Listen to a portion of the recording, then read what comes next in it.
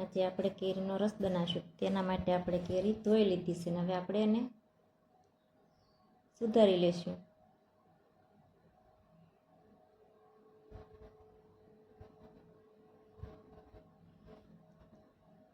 કેરી બધી સુધારાને તૈયાર થઈ ગઈ છે. તો હવે આપણે એને ચારામાં ઘસી લેશું. આજે આપણે મિક્સર વગર બનાવશું. જો આવી રીતથી બનાવશું તો આમાં કચરો બધો રહી જશે. હવે આપણે એને ઠંડો થવા બરફ મૂકી દઈશું.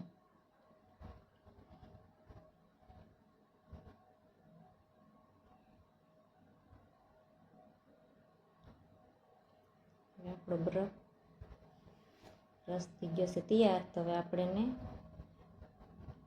વાટકીમાં લઈ લેશું. કેવો બન્યો છે જરા કોમેન્ટ કરીને કહેજો.